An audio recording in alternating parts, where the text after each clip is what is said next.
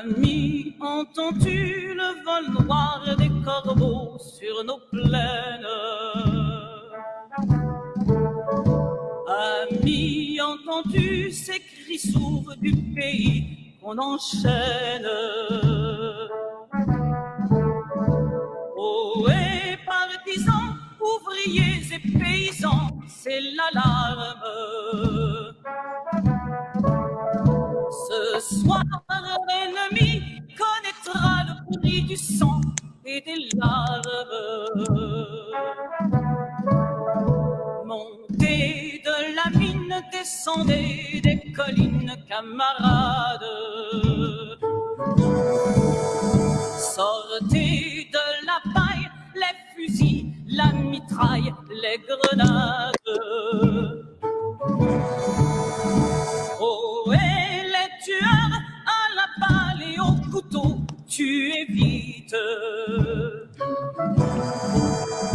Oh, oh, attention à ton fardeau, dynamite. C'est nous qui brisons les barreaux des prisons pour nos frères.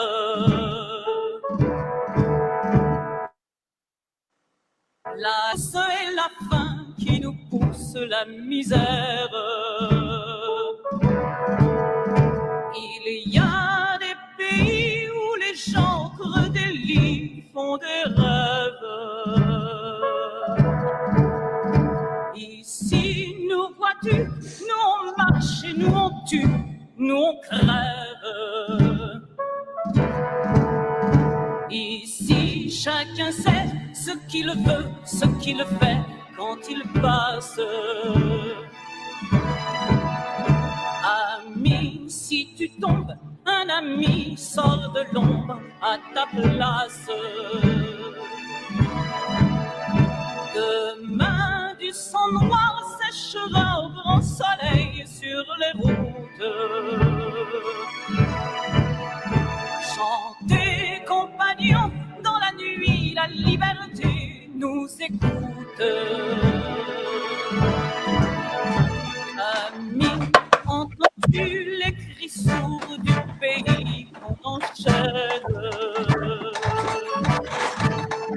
Amis, entends-tu le vol noir des corbeaux sur nos plaines? Oh, oh.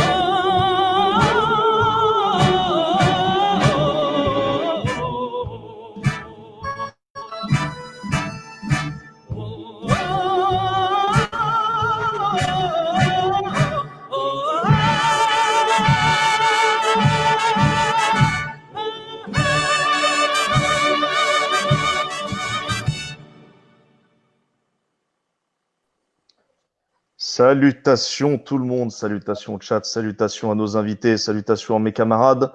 J'espère que vous allez tous bien en cette journée du jeudi 4 juin.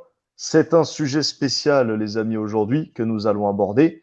Mais tout d'abord, permettez-moi de saluer notre invité, Youssef Indy. Bonjour. Bonjour Wilson, bonjour les Gilets jaunes constituants et merci de me réinviter. Voilà. Et bonjour à notre camarade Seb à la régie. Salutations. Bonjour à tous. Bonjour à tous, merci. Alors je précise au passage qu'il n'y a pas les noms sous les vignettes, donc là c'est moi, il y a Wilson et Youssef. Voilà. Effectivement, tu fais bien de préciser ça parce que nous ne sommes pas financés par Soros, donc on utilise le StreamYard gratuit. Nous n'avons pas les moyens que certains ont apparemment dans certaines oppositions contrôlées. Donc voilà, on fait avec les moyens du bord. Et puis, si un d'entre nous a les moyens de se payer le StreamYard et ses options mensuellement, et ben écoute, à la bonne heure. Pour l'instant, on va faire avec, les amis. On s'était fait un grand kiff pendant le confinement. On avait claqué 20 € pour avoir le StreamYard fait, voilà. Eh oui, il faut mettre les 20 €. Donc, les amis, veuillez nous excuser si ce n'est pas comme d'habitude en termes de qualité graphique. Alors, nous allons commencer par présenter notre auteur qui est présent, notre invité qui est présent parmi nous. Donc, Youssef, tu as commencé, donc tu es écrivain, tu es spécialisé en géopolitique et en histoire, notamment en histoire et en eschatologie, et tu as écrit un ouvrage Occident et Islam aux éditions Sigest en 2015. Ensuite, tu as écrit Les mythes fondateurs du choc des civilisations ou comment l'islam est devenu l'ennemi de l'Occident aux éditions Sigest. Tu as également écrit La mystique de la laïcité aux éditions Sigest, avec notamment une excellente généalogie de la religion républicaine de Junius Frey à Vincent Payon. Vraiment, je considère que c'est un de tes meilleurs ouvrages à titre personnel. Merci. Et tu as écrit deux autres ouvrages, notamment un qui a attiré toute notre attention au sein des Gilets jaunes constituants, puisque on en a tiré certains enseignements. Du Brexit aux Gilets jaunes, la révolution en marche, donc aux éditions Sigest en 2019. Et puis, tu as également clôturé ta première partie d'Occident et Islam, donc le volume 2, édité à K Éditions et également aux éditions Sigest, donc le paradoxe théologique du judaïsme, comment Yahvé usurpa la place de Dieu. Tout un Alors, programme. pour être plus précis, c'est aux éditions Sigest, le tome 2, et les KA Éditions, c'est pour le Maghreb, pas pour la France. KA Éditions a édité le tome 1 et le tome 2 d'Occident Islam pour la Tunisie, l'Algérie et le Maroc. Mais ça, c'est pour le public et les lecteurs maghrébins. Voilà. Alors, j'enverrai un exemplaire à Riposte Laïque, ça leur fera plaisir. Je pense qu'ils ont besoin de s'instruire un petit peu, vu qu'ils protègent leur maître sioniste. Non, ça pourrait être intéressant, vraiment un très beau cadeau à leur offrir. Et il y a le tout dernier ouvrage, Chronique du sionisme, paru aux éditions Contre-Culture en novembre 2019. Effectivement, j'allais oublier de parler de cet ouvrage magistral, qui est un ensemble d'articles, de recueils d'articles de 2015 jusqu'à 2019. Tout à fait. Donc voilà les amis, vous avez de quoi faire en termes de lecture avec notre invité. Alors rentrons dans le vif du sujet, un sujet un peu particulier en ces temps un peu d'ingénierie sociale massive. On s'aperçoit que depuis quelque temps, ils ont essayé avec la récupération syndicale et politique, ils ont essayé par diverses moyens, on va dire, d'ingénierie sociale de masse, d'essayer de récupérer les gilets jaunes, en tout cas de les diviser. Ils ont réussi en partie. Simplement, certains d'entre nous avons survécu à tout ça. Ils continuent, au-delà des gilets jaunes, à essayer plutôt de rassembler sur le plan national des forces souverainistes, mais les conduisant à une voie d'opposition contrôlée. C'est un peu ce qu'on va essayer de faire comme exercice aujourd'hui, d'être factuel et de poser la question suivante. L'axe Zemmour-Onfray, une opposition contrôlée, point d'interrogation. Et alors évidemment, l'axe Zemmour-Onfray nous renvoie à la revue Front Populaire que M. Onfray a initié, puisqu'il n'est pas le créateur de Revue Populaire. On reviendra notamment sur un personnage clé qui est Stéphane Simon. Mais je te laisse introduire Youssef pour nous expliquer c'est quoi cet axe, c'est quoi le Front Populaire. Je t'en prie. Alors, le Front Populaire, tout simplement, c'est une revue, c'est un site internet et une revue papier, donc qui est disponible, qui sera disponible en kiosque, fondée par Michel Onfray et Stéphane Simon. On reviendra sur Stéphane Simon. Alors, en fait, c'est une revue qui a pour objectif, selon les mots de Michel Onfray, d'unir les souverainistes de gauche qu'il est censé représenter et les souverainistes de droite qu'est censé représenter Éric Zemmour. Alors, quand on va sur le site et qu'on clique sur l'onglet auteurs, donc c'est-à-dire les auteurs, les contributeurs du Front Populaire, les gens qui ont rejoint le Front Populaire, on a une liste. Je vais vous l'adresser. Alors, celui qui arrive en tête, on le voit, Idriss Aberkane. Je ne les connais pas tous, hein. Ensuite, il y a Mathieu Bock-Côté, Régis de Castelnau, Jean-Pierre Chevènement, Thibaut Isabelle, Ituria, Georges Kuzmanovic, qui vient du parti de Mélenchon, Franck Lano, Barbara Lefebvre, Yves Michaud, Jacqueline Moureau, Jean-Paul Pellerat, Henri Penaruiz, Céline Pina, Didier Raoult, Jacques Sapir, Zaina Trad et Philippe Devilliers. Voilà. Alors, c'est assez exceptionnel ce que tu viens de dire. En fait, c'est une sorte de liste de Schindler, mais schizophrénique. C'est-à-dire qu'en fait, comment un De Villiers peut se retrouver avec Idriss Aberkan? Alors, on a toujours, nous, prôné, par exemple, au sein des Gilets jaunes et notamment des constituants, d'essayer d'avoir une diversité de points de vue. C'est le cas. Mais là, on n'est pas dans la diversité de points de vue. On est dans des opposés radicaux, mais complètement radicaux, et qui, en plus de ça, se font la guerre mutuellement. Et là, ils se retrouvent en bonne amitié, doivent sûrement boire un petit coup ensemble et manger souvent ensemble. Mais est-ce que tu peux t'imaginer un seul instant un De Villiers parler de souverainisme de gauche ou de droite d'ailleurs avec un Henri Pénard-Ruiz, par exemple? Un Henri Pénard-Ruiz qui insulterait toute la journée de Villiers d'étant un complotiste incompétent. Enfin, on sort de la normalité, Youssef. Là, il y a quelque chose qui, enfin, moi, ça saute aux yeux. Comment on peut faire ce mélange des genres? Alors, ça s'explique sur le plan historique, au niveau de l'histoire, sur le plan de l'histoire des idées et des idéologies. C'est la résultante de la destruction, de l'effondrement de toutes les digues idéologiques. Ce genre d'alliance totalement incongrue n'aurait pas pu se faire il y a 20 ou 30 ans. C'est la disparition de la colonne vertébrale idéologique. Ça, c'est la première chose. La deuxième, c'est qu'il y a une chose qui relie Michel Onfray, Philippe Devilliers, par exemple, et Éric Zemmour, c'est un néoconservatisme. C'est-à-dire que si vous écoutez Michel Onfray, depuis le lancement de son Front populaire, il nous parle quand même régulièrement d'Israël, de judaïsme et d'islam. J'ai envie de lui poser la question, quel est le rapport avec la crise socio-économique extrêmement grave que l'on est en train de traverser, aggravée par le confinement, donc un processus d'accélération de destruction socio-économique. Je m'interroge, d'autant plus qu'on l'a vu s'exprimer sur Causeur, qui est le magazine fondé par Elisabeth Lévy et Michael Michaelis, qui est un historien qui travaille pour l'ambassade d'Israël. Et il s'est exprimé récemment. Alors, chez Causeur, il a parlé de religion. Je ne vois toujours pas le rapport avec la crise économique, où il disait que le judaïsme n'était pas à craindre pour lui parce qu'il n'est pas une religion prosélyte. Le christianisme n'est plus à craindre car il n'est plus prosélyte. La religion à craindre, c'est l'islam. Puis, quelques jours plus tard, il est interviewé par Eli Chouraki sur I24 News, télévision israélienne.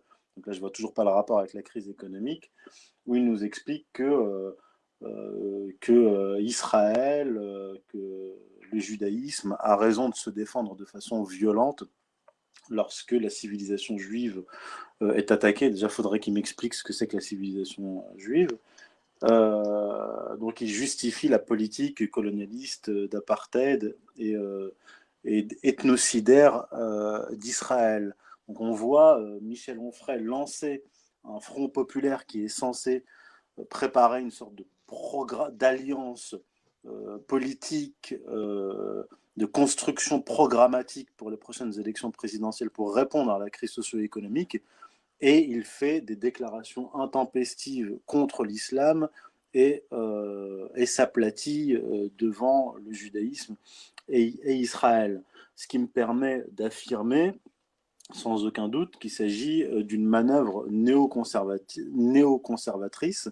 C'est une alliance des néoconservateurs de gauche, c'est-à-dire Onfray, et des néoconservateurs de droite, Philippe Devilliers, Éric Zemmour. Alors, on est d'accord, Youssef, je me permets vite fait de t'interrompre Oui. 2 petites secondes. Oui.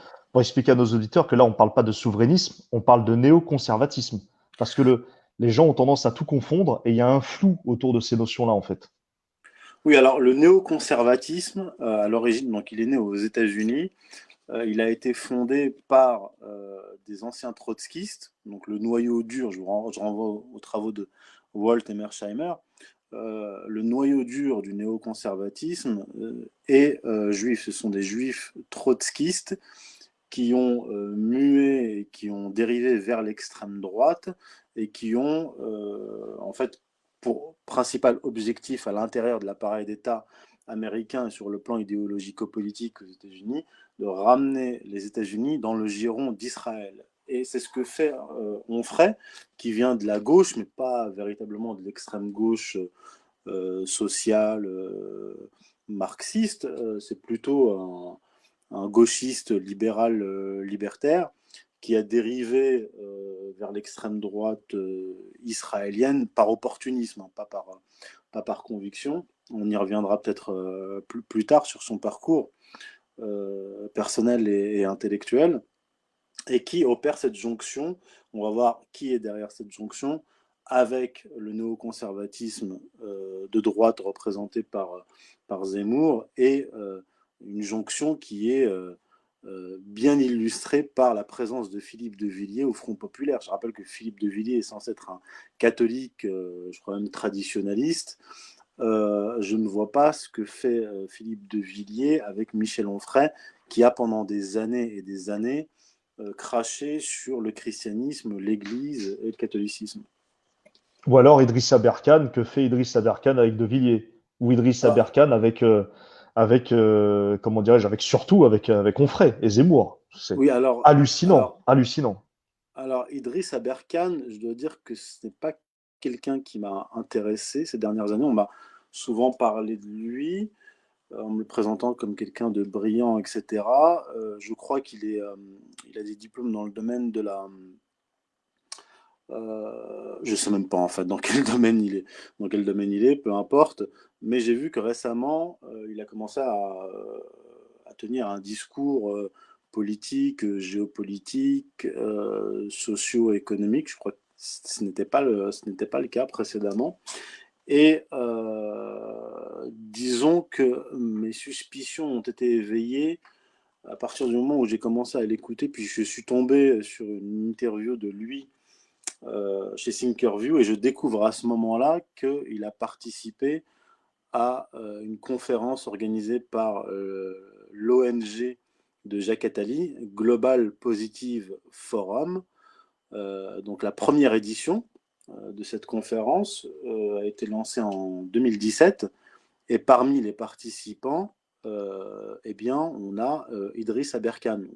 J'aimerais bien savoir ce que fait Idriss Aberkan au milieu de Jacques Attali. Donc je vois parmi les participants Jacques Attali, Anne Hidalgo, Richard Attias, pour ceux qui le connaissent, le nouveau mari de l'ex-femme de Sarkozy, Suzanne Goldberg, Edith Schlaffer, Cédric Villani, etc. etc. En fait, pour le comprendre, il faut revenir au discours de Jacques Attali en 2008, où il prônait, donc c'était lors d'une conférence intracommunautaire organisée par le réseau social juif, où il disait que la bourgeoisie juive française devait prendre l'exemple sur la bourgeoisie juive anglaise et prendre en main la bourgeoisie montante musulmane, financer les mosquées, financer les imams et les avoir sous sa coupe. Et Idriss Aberkan semble parfaitement rentrer dans ce cadre, parce que je ne l'ai pas entendu dire qu'il était musulman, mais plutôt soufi. Alors, pour ceux qui ne comprennent pas trop ce que ça veut dire, il y a le véritable soufisme, c'est-à-dire qui vient de l'orthodoxie musulmane, la dimension spirituelle, et il y a ce que j'appelle un néo-soufisme contemporain qui plaît aux bourgeois occidentaux qui ont un peu de mal avec l'islam, l'orthodoxie musulmane, et qui voient dans le soufisme une sorte d'islam dépouillé de toute de toute sa substance et qui serait compatible avec la philosophie des Lumières, etc. D'ailleurs, c'est un islam, ce soufisme est né au 19e siècle chez des gens comme Malkoun Khan dans des loges maçonniques en Orient. Donc, dire qu'on est soufi pour ne pas dire qu'on est musulman, ça signifie montrer patte blanche et dire qu'on n'est pas dangereux. Alors, il a été, je cite l'interview chez Idriss Aberkan, chez Thinkerview, on lui dit alors, question d'Internet. Alors, je découvre avec toi, Jacques Attali, tu étais souvent d'accord avec les propos de Jacques Attali, pour pas dire durant tout le débat, n'as-tu pas décelé un double langage? L'as-tu senti sincère dans ses propos? Il répond, c'est une très bonne question. Tu bosses en ce moment avec lui, je crois. Et il répond, non, alors j'ai bossé, j'ai fait une conf avec lui une fois. T'étais pas dans un groupe de travail avec lui? Ah non, pourquoi? T'as vu un truc comme ça? J'avais donné des conseils sur la méthode dite de devenir soi. Et en fait, là, l'internaute, il faut préciser le contexte, parle bien d'une conférence bien précise sur Radio France. Si je ne me gourre pas, sur le sucre, on ne parlait pas géopolitique. Bon, là, il parle en fait encore d'autre chose. Donc, il parle d'un débat qu'il a eu avec Attali à Radio France. Et moi, je vous parle d'une intervention à une conférence organisée par Global Positive Forum. Jacques Attali, qui, je le rappelle, a déclaré à maintes et à maintes reprises que les peuples devaient rembourser la dette, quoi qu'il en soit, et que, par exemple, il a dit, quand on a construit l'Union européenne telle qu'elle existe aujourd'hui, nous avons, comment dire, fait exprès de ne pas mettre d'articles qui permettent de sortir de l'Union européenne, ce qui est faux d'ailleurs. Alors quand Idriss Aberkan dit qu'il ne voit pas le double discours de Jacques Attali, je peux très facilement lui rafraîchir la mémoire. Alors je termine juste, quand oui, on lui oui, dit, vas-y. alors quand on poursuit sur Attali, il dit cela dit, moi, c'est quelqu'un, donc Attali, donc Idriss Aberkan parle, il dit cela dit, moi, Attali, c'est quelqu'un qu'on m'avait vendu comme étant un monstre dans la banlieue, on te le présente parfois comme ça. Je te rappelle qu'il est rentré dans le lard d'un certain polémiste islamophobe très connu, que je ne citerai pas. Ça commence par un F et je n'irai pas plus loin. Je ne m'y attendais pas. Je n'ai pas peur de dire qu'Attali n'est pas du tout celui qu'on croit, vraiment. Alors, là aussi, contradiction. Il dit qu'il trouve sympathique Attali parce qu'il est rentré dans l'art d'un islamophobe. Je veux dire, là, Aberkan rejoint Michel Onfray, qui a écrit un livre contre l'islam en 2016, qui s'appelle Penser l'islam. Il passe son temps à insulter l'islam sur des médias communautaires juifs ou alors à la télévision israélienne. J'aimerais bien que Idriss Aberkan nous explique ce qu'il fait avec Michel Onfray. Voilà. Effectivement, bah, tu fais bien de relever cette contradiction. Chose que je disais d'ailleurs au début du live, c'est vraiment la réunion des schizophrènes notoires, ce Front populaire. Et il faut le dire, il faut employer ces mots-là parce que, encore une fois, un mélange de Villiers ou Onfray, c'est assez extraordinaire. Comme tu dis, un catholique traditionnel avec un anticlérical sioniste et éventuellement franc-maçon à vérifier de ce cher Onfray. Et alors, peut-être rappeler aussi que si Idriss Aberkan est peut-être au Front populaire, c'est justement lié au réseau sioniste en France, puisque Jacques Attali étant un très bon ami de Bernard-Henri Lévy, Bernard-Henri Lévy, en fait, a une édition qui s'appelle La règle du jeu. Et en 1991, il se trouve que Onfray a intégré cette édition dirigée par Bernard-Henri Lévy. Donc, en fait, c'est un réseau qui se connaissent depuis longtemps, ces gens. Alors, c'est pas exactement la règle du jeu. Je vais vous rapporter les informations exactes rapportées par la revue Faits et Documents. En 2015, vous pouvez retrouver les extraits sur le site d'Égalité et Réconciliation. Moi, je vous invite à aller à vous procurer Faits et Documents et lire tout cela en détail. Alors, Michel Onfray est édité par Jean-Paul Enthoven, le père de Raphaël Enthoven, dans une collection de Bernard-Henri Lévy, donc à Grasset. Donc c'est grâce à Grasset que Michel Onfray accède à la notoriété et aux grands médias. Et donc effectivement, il participe à cette occasion à la revue La règle du jeu de Bernard-Henri Lévy. Alors, Et justement, venons directement au fait, Youssef, puisqu'on est toujours dans ce réseau sioniste, de gauche comme de droite d'ailleurs, hein, puisqu'ils n'ont aucune limite. Ils franchissent toutes les limites et les barrières et les murs.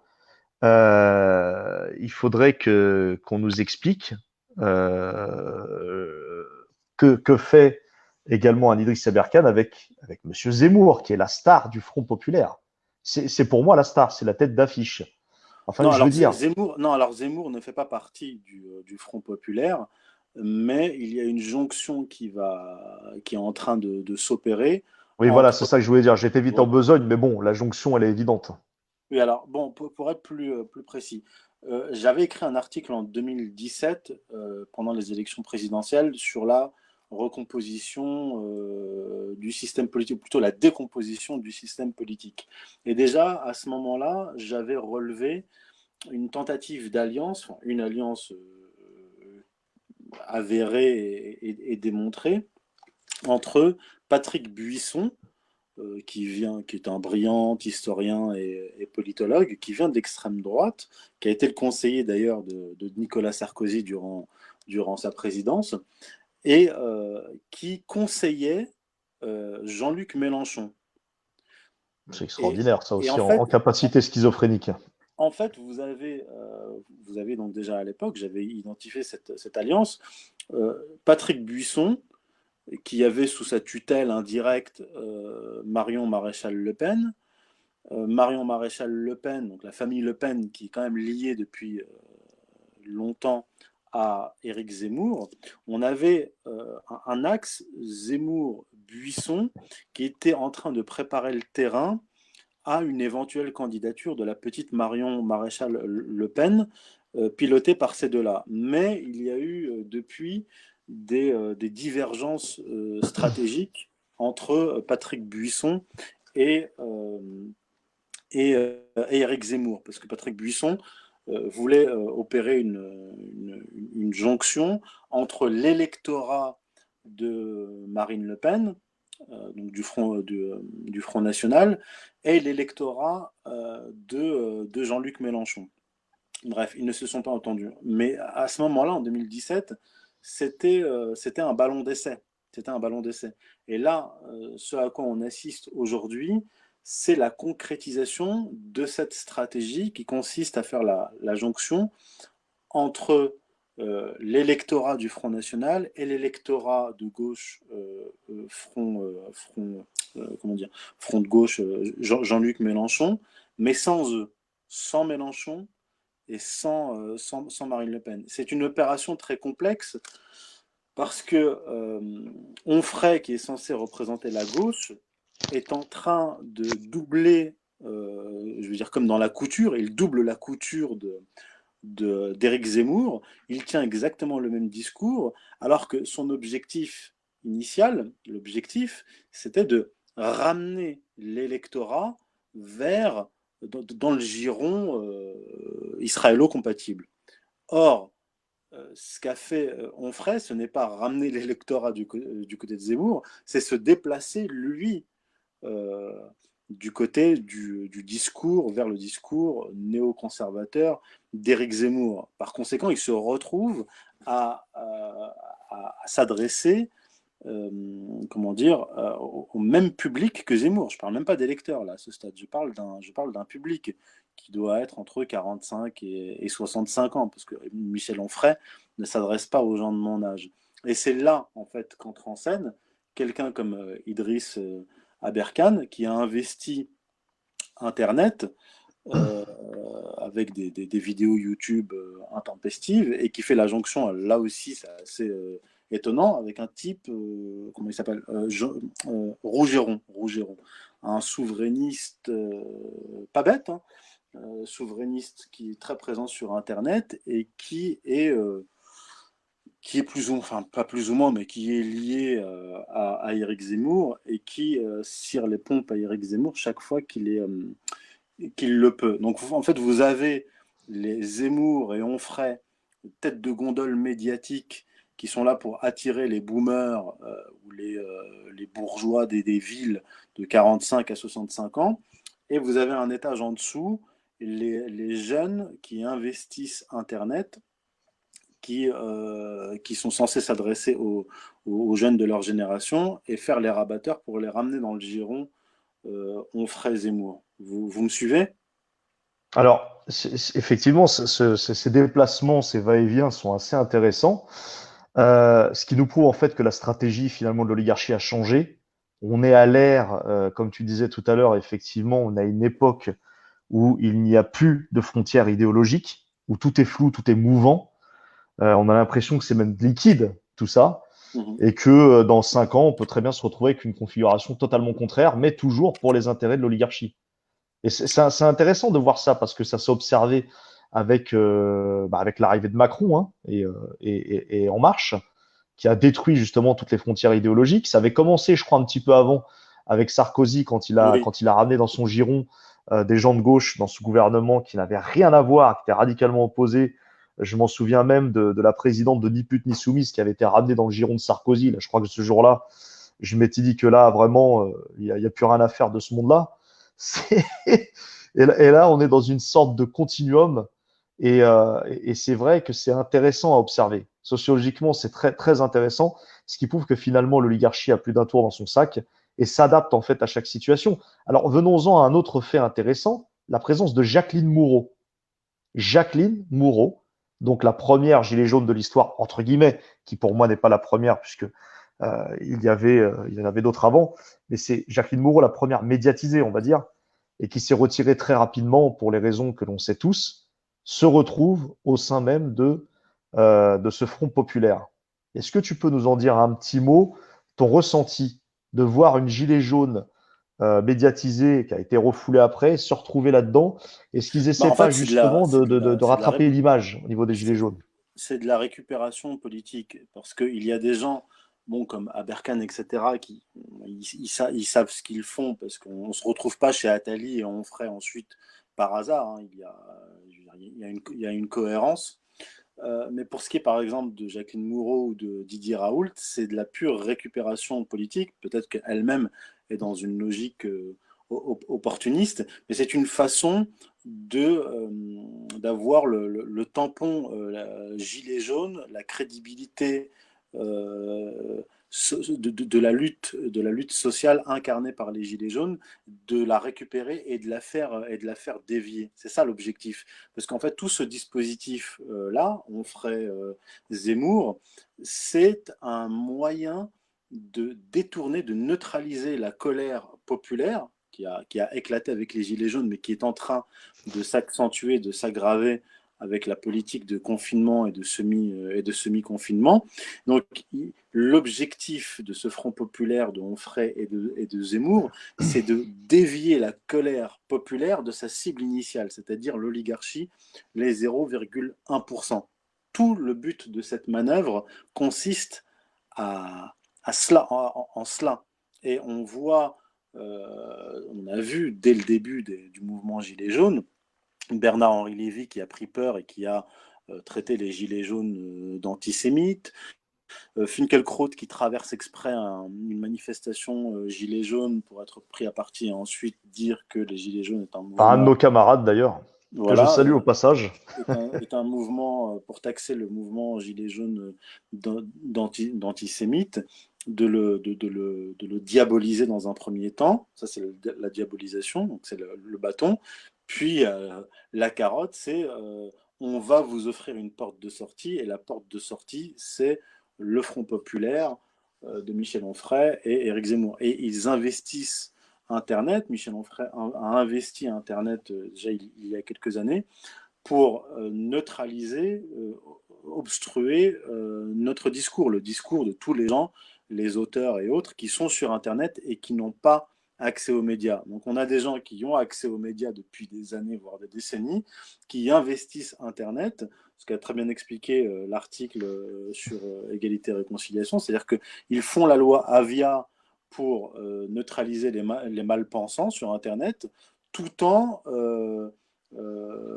ouvrant la voie à une opposition contrôlée, bien représentée par Onfray et les gens qui le suivent. Après, si tu veux, on peut rentrer dans le détail, retracer un peu le parcours de Michel Onfray ces dernières années pour comprendre un peu comment il en est arrivé à Alors, s'aplatir justement, qui est devant Elie Michel Onfray? Chouraqui Qui sur est-il? la télévision.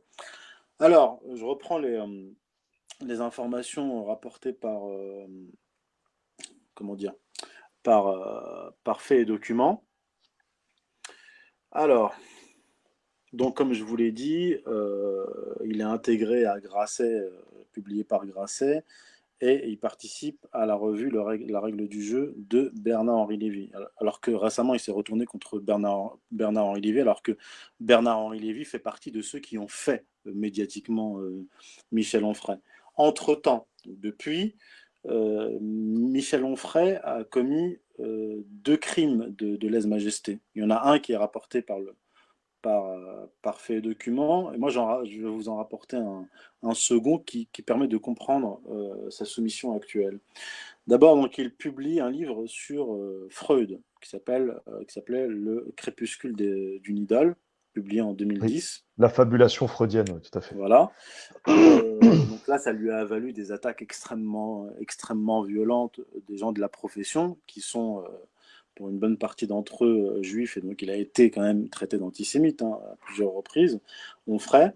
Et en 2012, il a fait la promotion. Donc 2010, il sort son livre sur Freud. L'année 2010-2011, il se fait traîner dans la boue. Puis il se venge, donc il essaie de se rebeller en 2012 en faisant la promotion des travaux du bibliste Jean Solaire. Des travaux qui sont à charge contre la Bible hébraïque et même plus largement contre le monothéisme. Et donc Jean Solaire, lui, que j'ai lu d'ailleurs et que je critique, mais que je critique en partie, pas pour tout ce qu'il écrit, il fait une comparaison entre le monothéisme et le nazisme, donc en fait entre le judaïsme et le nazisme, disant que c'est une religion qui est en fait génocidaire. Hein. Ce sont les mots de Jean Solaire, que reprend à son compte Michel Onfray. Et là, Michel Onfray subit une attaque d'une violence inouïe. Je vais vous donner un exemple. Le grand rabbin de France, Chaim Corsia, écrit un texte. Membre du siècle, au passage. J'aime bien toujours ajouter ça. Donne un petit peu je de veux saveur. dire, c'est le grand rabbin, donc je veux dire après, qui peut le plus, peut le moins. Il peut être membre du siècle, franc-maçon, etc. Ça, c'est le grand rabbin. Alors, donc, il publie un texte, le grand rabbin de France, dans l'Express du 26 juin 2012, titré Jean Solaire ou les démons de Michel Onfray. Alors, il attaque Michel Onfray et au début du texte, il indique bien que Michel Onfray n'a pas répondu à cette attaque. Il écrit, donc le grand rabbin, il s'adresse à Michel Onfray, « Ce que vous dites à mots à peine cachés est terrible de responsabilité envers les esprits faibles qui risqueraient de vous croire. Le judaïsme, donc là il cite Onfray, le judaïsme suppose une violence intrinsèque, exterminatrice, intolérante, qui dure jusqu'à aujourd'hui, fermez les guillemets, le grand rabbin reprend, malheureusement, c'est l'antisémitisme qui dure jusqu'aujourd'hui. Et celui des intellectuels n'est pas moins violent que celui des nervis de telle ou telle mouvance. Je continue. Ne sortez pas les démons de la bouteille avec de tels appels à la haine, car les nuages sont de retour sur notre vieille Europe et l'horreur récente de Toulouse est là pour nous le rappeler. » Fin de citation. Non, mais c'est extraordinaire ce que j'entends, Youssef, parce que c'est le même Onfray qui aujourd'hui passe dans la télévision israélienne. I24 Oui, voilà. News, adulé par le milieu sioniste. Là, en schizophrénie, il n'y a pas une autre pathologie qu'on peut lui découvrir à monsieur Onfray, parce que là, c'est. Là, c'est pas de la pathologie, c'est vraiment de l'opportunisme. Depuis le début, c'est un opportuniste. Il a voulu se rebeller avec son livre sur Freud et la promotion des travaux de Jean Solaire. il a été remis à sa place. Et ensuite, donc, qu'est-ce qui se passe? Je vous cite la fait document. Donc là, on est dans la suite. Donc, 2012, il s'est fait attaquer violemment par le grand rabbin Khan Corsia. Vous me suivez? Et vous allez voir ce qu'il fait en 2013, Michel Onfray. Donc, je cite fait document. Comme pour dissiper l'accusation d'antisémitisme, rédhibitoire quant à la visibilité médiatique et à l'attribution de subventions, Michel Onfray s'est rendu par 2 fois en Israël au cours des 2 dernières années. Donc 2 dernières années à partir de l'article de fait document date de 2015. Donc entre 2013 et 2015, il s'est rendu 2 fois en Israël. Tout d'abord, il a présenté son livre L'ordre libertaire, la vie philosophique d'Albert Camus à l'université de Tel Aviv le 14 mars 2013. L'ordre libertaire, faut le faire pour présenter ça quand même. Donc, une conférence introduite par ces mots, donc Michel Onfray qui parle, « J'ai l'impression d'être chez moi en Israël ». Donc, pendant son séjour, il déclare à Jean-Patrick Grunberg, 17 mars 2013, « Je crois qu'Israël montre ce qu'est un Occident découplé de l'Europe. Je suis un farouche défenseur des valeurs de l'Occident, liberté, égalité, fraternité, laïcité, féminisme.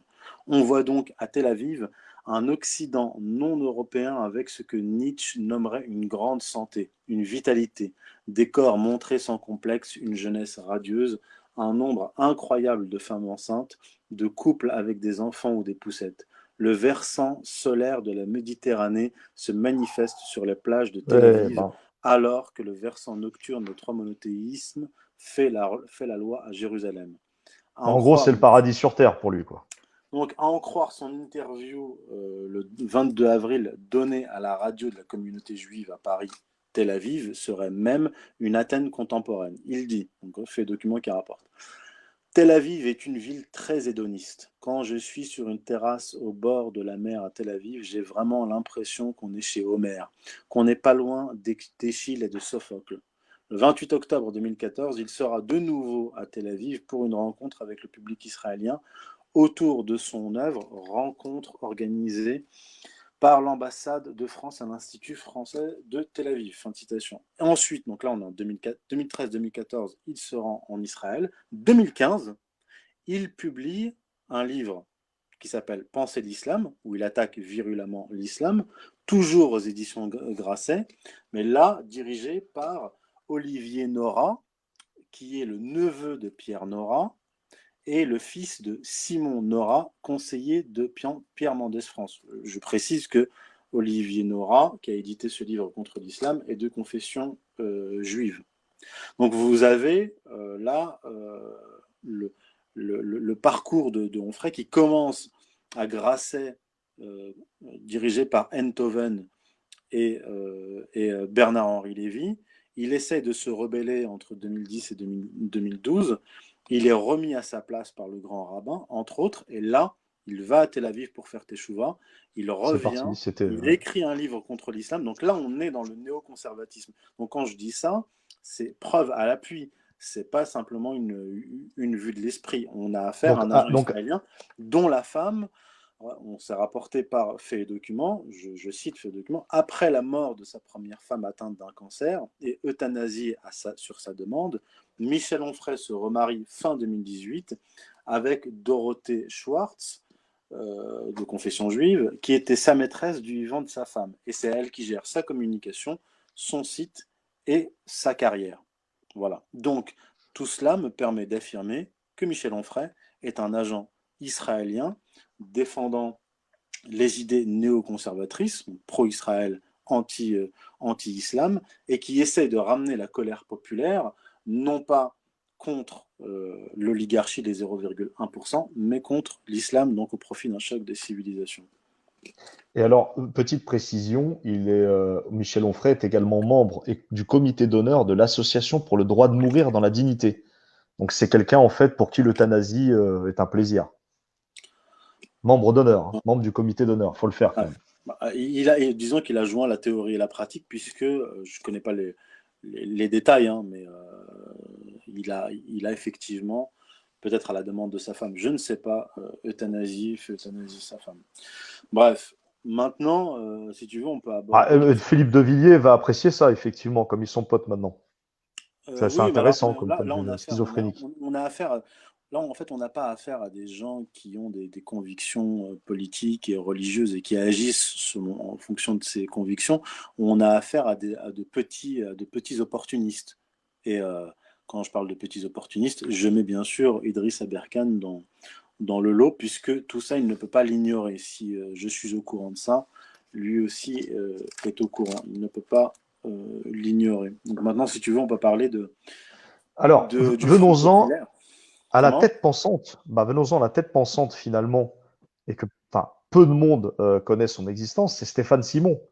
C'est lui, Alors, en je fait, ne sais qui pas si c'est une chapeaute un tête peu, pensante, mais c'est celui en tout qui est cas à la médiatiquement. c'est Médiatiquement. celui, c'est celui qui est à la manœuvre. Alors, Stéphane Simon, donc c'est lui qui a cofondé le Front populaire. Alors, qui est Stéphane Simon? D'après le journal du dimanche, il est à la tête de Téléparis, qui est l'une des PME les plus dynamiques et créatives du secteur. Patrick Simon, toujours d'après le journal du dimanche, est un Stéphane Simon. pardon, Stéphane Simon euh, est un discret qui chuchote plus qu'il ne parle et qui a mis, il y a presque 30 ans, ses pas dans ceux de Thierry Ardisson, dont il produit, en tout cas il produisait, l'émission sur Canal+, Salut les Terriens. C'est d'ailleurs lui Une petite qui était... précision, Youssef, excuse-moi, une petite Oui, précision et qui peut avoir son importance par rapport aux médias mainstream, c'est que la société Téléparis qu'il a lancée dans ce oui, monde de la petite production, il s'est associé à Éric Brunet d'RMC. Ça peut être intéressant pour le lien oui. justement avec le groupe de Patrick Drahi. D'accord, très bien. Ça, je l'ignore. Alors, et donc c'est lui qui, par exemple, j'ai découvert ça tout récemment, c'est lui qui a convaincu en 1987 Pierrette Le Pen, l'ex-femme de Jean-Marie Le Pen, de poser nue dans Playboy. Ah oui, En, d'accord. en Ah, bah, 2015, je suis obligé de rigoler, excuse-moi, parce que là, non. en 2015, Stéphane Ah, c'est Simon incroyable.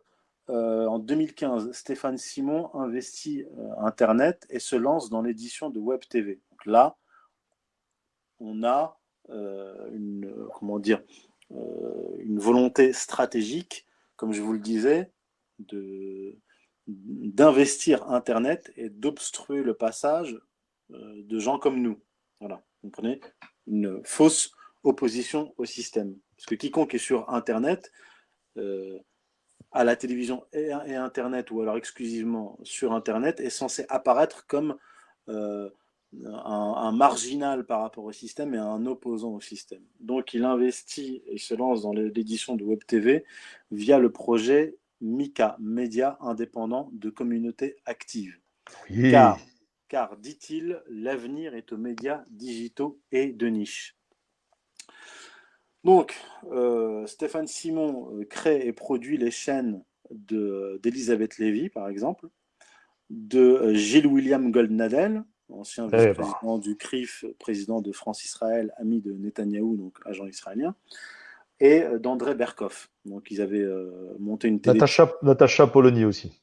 Oui, alors déjà, Goldnadel et Berkoff avaient lancé la France Libre TV. Donc, c'est Stéphane Simon qui était derrière.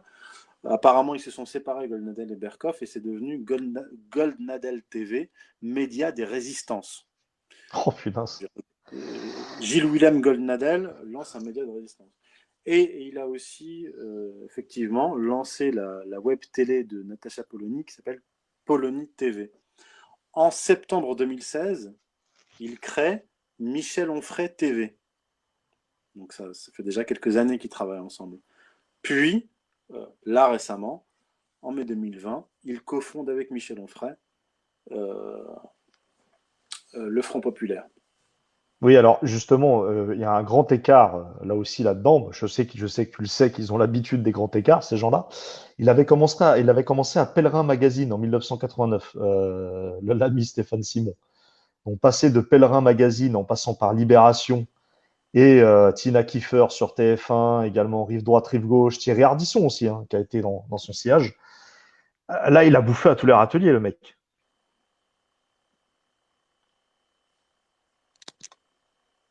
Allô, Allô? allô. Ah, ça a coupé. Oui, tu m'as entendu? Ouais, ouais. Je disais qu'il a Mais ça a bouffé à tous les coupé. râteliers. Voilà. Oui, je disais rapidement qu'il avait commencé à Pèlerin Magazine, euh, Oui. Ouais. Mhm. notre ami Stéphane Simon, en passant par Ardisson, Tina Kiefer sur TF1, etc. C'est vraiment. Là, en fait, il brasse large, quoi. Oui, bah, c'est un producteur qui vient de la télévision mainstream, du système, et qui investit Internet et qui est un agent important de l'opposition contrôlée. On en revient toujours à la même chose. Donc, quand il lance son média, on voit des gens comme Elisabeth Lévy qui l'invite sur Causeur et Elisabeth Lévy qui l'a défendu sur Sud Radio, parce qu'il a eu une altercation avec le journal Le Monde qui a accusé Onfray de lancer une revue qui séduit les milieux d'extrême droite. Et Michel Onfray avait répondu en rappelant que le journal Le Monde avait publié en 1977, je cite Michel Onfray, des écrits négationnistes. Ce qui est vrai. C'est par Ce qui rapport est au vrai pour le texte coup. de Robert Forisson qui avait publié un texte dans le journal Le Monde en juin 1977 et dont le titre était Le problème des chambres à gaz. Donc, donc là, on voit Michel Onfray qui est contre le révisionnisme historique, contre l'islam, en faveur d'Israël, est défendu par Elisabeth Lévy. Elisabeth Lévy qui est un agent israélien, tout comme Goldnadel, mais à quelques niveaux en dessous. Donc il est adoubé, Michel Onfray, avec son projet, par un producteur de télévision, donc du système, et par les agents israéliens. C'est pas un hasard, comme je vous l'ai dit, s'il a invité à I24 News, la télévision israélienne qui appartient Patrick Drahi. Ouais. au milliardaire franco-israélien Patrick Drahi. Mais d'ailleurs, il a renoncé à sa nationalité française, donc il est juste israélien. Voilà. Bah écoute, c'est assez extraordinaire. Et puis quand on parle de Stéphane Simon, on s'aperçoit qu'en fait, finalement, c'est la caution médiatique, l'onction médiatique que va recevoir Onfray pour pouvoir monter toute sa petite bande et sa petite entreprise. Et quand tu as cité Gilles William Goldanel, Elisabeth Lévy, voilà, quoi, la boucle est bouclée. Et si avec tous ces éléments-là, les gens ne comprennent pas que c'est une fausse opposition, c'est quelque part que les gens ont fait leur choix. Mais moi, je ne peux pas admettre aujourd'hui, aucun gilet jaune, je pense, de cet État ne pourrait admettre que l'axe Zemmour-Onfray et toute la bande du Front populaire, comment ces gens-là peuvent-ils représenter le souverainisme? Jamais de la vie. Jamais de la vie. Puisqu'ils ne cherchent pas le bien commun, ils ne cherchent pas l'intérêt collectif, mais plutôt l'intérêt d'une puissance étrangère.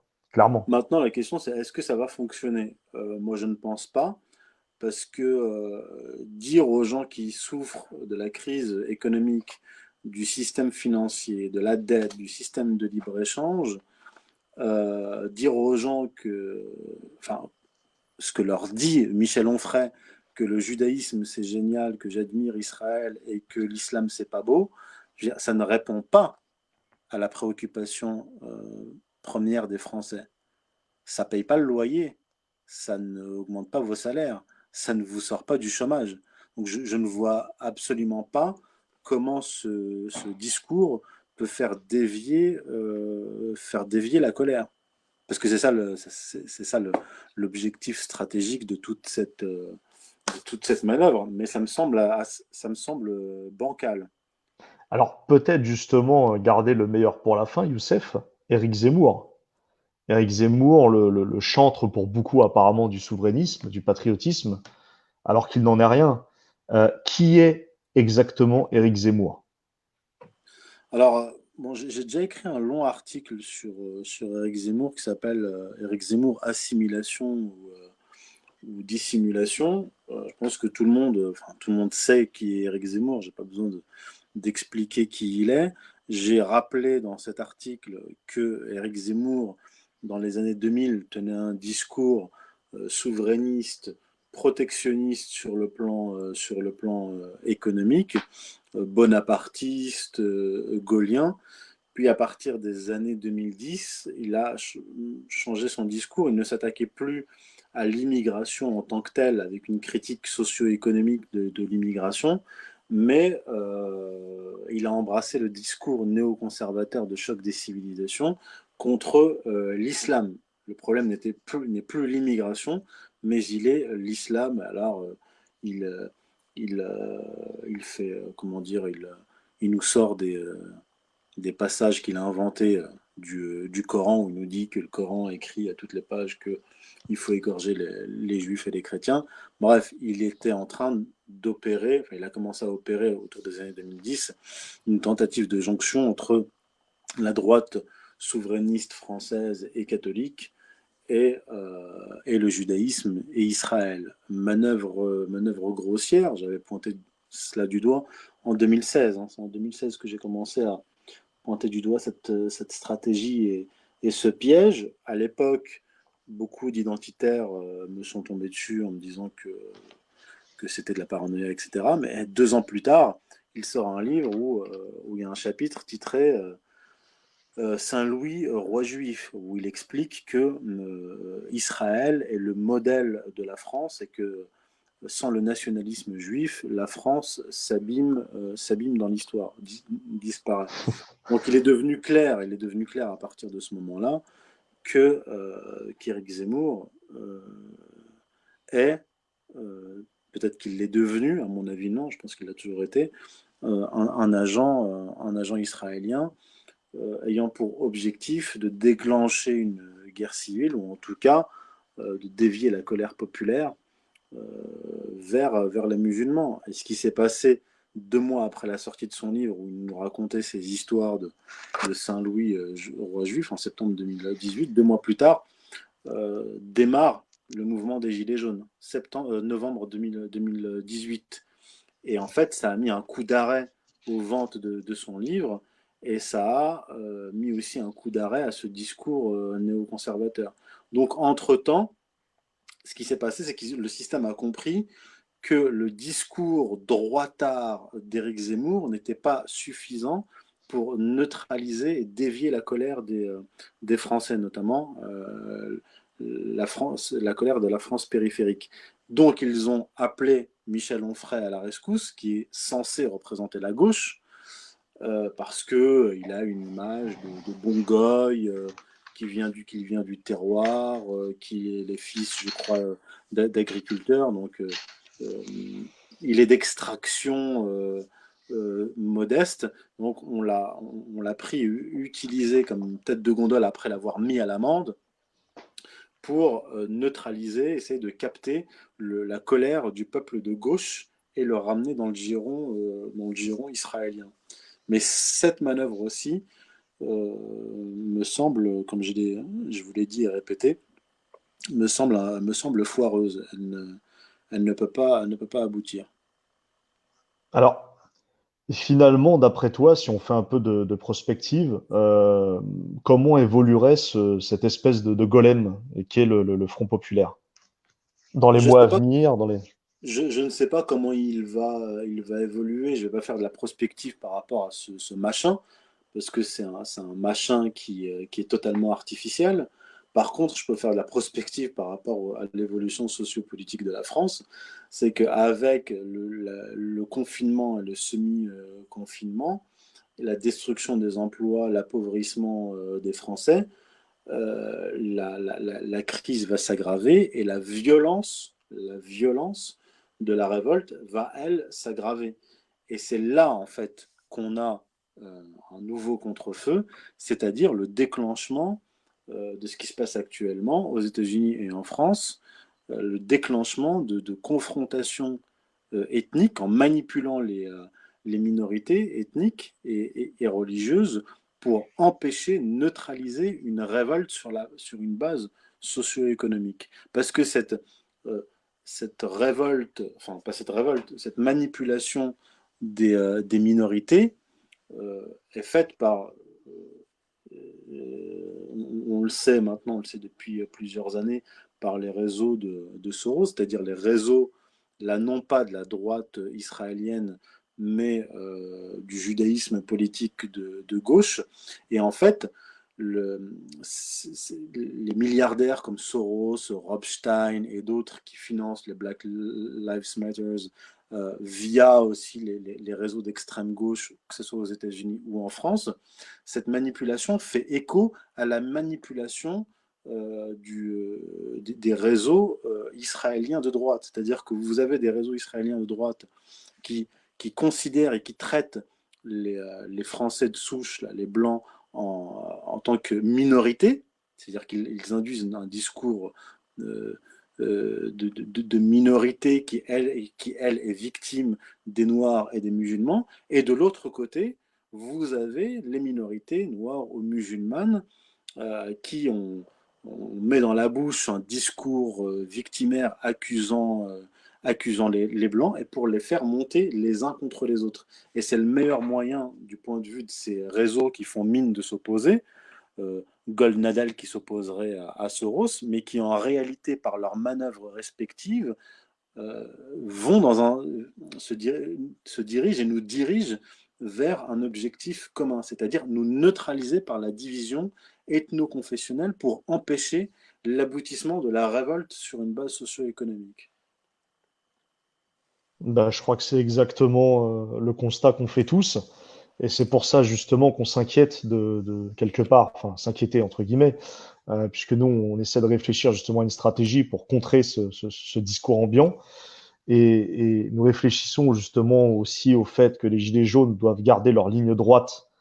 Quand je dis la ligne droite, c'est bien entendu la ligne géographique, c'est-à-dire de marcher dans les pas en fait d'un intérêt collectif et du bien commun et de ne pas tomber dans ces pièges de récupération. Les Gilets jaunes ont survécu, je l'ai toujours dit. Alors ça nous a fait très mal puisqu'on a perdu énormément de monde, il y a eu des divisions énormes. On a survécu à l'ingénierie sociale des premiers temps du mouvement. Là, on sent bien qu'il y a une deuxième phase qui arrive, une deuxième vague avec le Covid, confinement, plus ce qui se passe actuellement avec les violences raciales et qu'ils essaient d'importer en France, plus cette fausse opposition justement à laquelle on est en train de parler aujourd'hui, l'axe Zemmour-Onfray. En déjouant tous ces pièges, je reste persuadé, je reste positif qu'on saura survivre à ça, à la condition que les gens s'en donnent les moyens. Alors, ce qui nous permet d'arriver à Oui, la alors conclusion juste de... Oui, pour vas-y. ajouter, juste un message à tous ceux qui manifestent là en ce moment, par exemple à Bobigny ou à Paris, que j'ai d'ailleurs pu croiser dans la rue. Posez-vous la question, comment se fait-il que le régime ait tiré sur les gilets jaunes, qu'il les ait éborgnés, arraché leurs mains, etc., qu'il interdise les manifestations de gilets jaunes après le confinement et qu'il vous autorise, vous, à manifester sans que vous soyez inquiété et sans que vous soyez victime de la violence dont ont été victimes les gilets jaunes. C'est la raison, la réponse, elle est simple, c'est parce que vous n'êtes pas dangereux pour le système. Le jour où vous rejoindrez les gilets jaunes, non pas sur des questions identitaires, ethniques ou de minorité, que vous les rejoindrez, pas seulement les gilets jaunes, mais la France périphérique et tous ceux qui sont en train de souffrir économiquement du système actuel, dont vous, parce que tout le monde en souffre, le jour où vous les rejoindrez, où vous rejoindrez la révolte économique et sociale, là, vous serez dangereux pour le système. Mais aujourd'hui, vous n'êtes dangereux que pour vous-même et pour l'intégrité du pays. Là, tu parles bien des manifestations actuelles, c'est-à-dire Oui, par rapport au meurtre de George Floyd. oui, oui, oui, oui. Effectivement, il faut se poser la question. Moi, c'est la première fois, en tout cas, que je vois une manif organisée aussi rapidement. Bon, il y aurait beaucoup de choses à dire. On n'a pas encore, on s'est pas encore coltiné ce sujet-là. Mais j'ai bien peur aussi que beaucoup de frères de lutte, que je salue au passage, qui sont aussi justement sur ces questions sociales de l'antiracisme, mais du bon côté de la barrière, c'est ce que j'ai envie de dire, se fassent avoir justement par cette dynamique actuelle qui évidemment va profiter à l'oligarchie parce qu'on verra moins de gilets jaunes dans la rue, on va se faire absorber par le sociétal, etc. De toute façon, ça fera l'objet d'un prochain live, les amis, puisque je vous annonce que dès maintenant, le prochain live des Gilets jaunes constituants c'est-à-dire en StreamYard, hein, pas en action sur Paris, en StreamYard sera sur George Soros, justement, et tout son système. Donc, on va tout décortiquer de A à Z et on espère vous donner la date très prochainement. Et vous enverrez de toute façon la publicité sur nos pages Facebook. Alors, Youssef, je te laisse le mot de la fin sur cette émission courte, mais qui nous a permis de comprendre comment fonctionnait et qui étaient surtout les membres de ce nouveau clan, entre guillemets, qui est apparu, cette opposition contrôlée, puisque avec les faits que tu nous as apportés, on en conclut évidemment que c'est une opposition contrôlée. Et donc l'axe Zemmour-Onfray, ce nouveau golem à venir utilisé par l'oligarchie. Donc je te laisse le mot de la fin. Alors le mot de la fin, c'est très simple. Vous, les identitaires français, les natifs, les catholiques, vous êtes visés, vous faites l'objet d'une manipulation de gens qui en fait se présentent comme vos parrains, c'est-à-dire qui parlent à votre place. Les Zemmour, les Finkielkraut, les Onfray, les Elisabeth Lévy, les Goldnadel, qui vous désignent un ennemi à abattre, c'est-à-dire l'immigré, le musulman, et vous, les minorités ethno-confessionnelles, noires, musulmanes, etc., vous êtes victimes de la même manœuvre, mais des milieux d'extrême gauche et du judaïsme politique de gauche, même qui se disent antisionistes, et qui vous envoient dans une confrontation de type racial contre le méchant blanc oppresseur pour vous neutraliser. C'est la politique des démocrates aux États-Unis, c'est la politique des réseaux d'extrême gauche trotskistes de confession juive en France depuis des décennies, qui vous manipulent depuis des décennies, qui ont permis votre appauvrissement depuis des décennies et qui, une fois encore, tentent de vous manipuler en vous envoyant dans un faux combat que vous perdrez et dont nous serons tous victimes, que vous soyez identitaire, blanc, natif, français de souche, ou noir, musulman, ou tout ce que vous voulez. Alors, c'est excellent. C'est exactement la même conclusion que je me faisais dans la tête. On essaie vraiment de ne pas tomber dans la manipulation, puisque finalement, les deux ennemis que tu as désignés, que ce soit le trotskisme de gauche ou bien le mondialisme et le national-sionisme à droite, sont les deux faces d'une même pièce pour empêcher justement toute révolte populaire véritable. J'ajoute aussi que dans les commentaires, beaucoup me posaient la question sur Éric Raoult. On n'a pas pu, évidemment, alors Didier Raoult, pardon, à pas confondre avec le sioniste Éric Raoult. Didier Raoult, évidemment, la star actuelle du confinement, du déconfinement. Bon, on n'a pas parlé de son cas, mais c'est vrai que ça serait hyper complexe. Et honnêtement, je ne vais pas m'aventurer à ça sans les éléments. Je l'ai mentionné tout à l'heure, c'est une récupération politique. Didier Raoult est un scientifique qui est étranger à ce genre de manipulation politique et cette ingénierie sociale. C'est pas son boulot. Il a été récupéré de façon habile par Onfray et le Stéphane Simon, d'autant plus facilement que Didier Raoult a été attaqué de façon virulente par les grandes télévisions. Alors quand vous vous noyez, vous vous accrochez à la première branche qui passe, même si c'est un serpent. Et là, ce qui s'est passé, c'est que habilement, ils ont tendu la main à Didier Raoult, qui était pas en train de se noyer, mais attaqué par le système, et qui trouve chez Onfray un allié qui lui a susurré des mots doux à l'oreille. Donc ça, c'est autre chose. Il ne faut pas le mettre sur le même plan que quelqu'un comme Idriss Aberkan ou la fausse gilet jaune qui a dû rejoindre Onfray par Jacqueline Moreau, oui, tout à fait. Voilà. Très bien. Cela nous permet de te remercier, Youssef, pour cette excellente intervention. On remercie également tous les participants dans le chat avec des questions pertinentes. Et merci à toi, camarade Seb, pour la régie et pour la bonne tenue de l'émission. Et on vous donne rendez-vous au prochain live. Alors, il y aura des actions, hein, bien évidemment, on a retrouvé un petit peu le terrain quand même.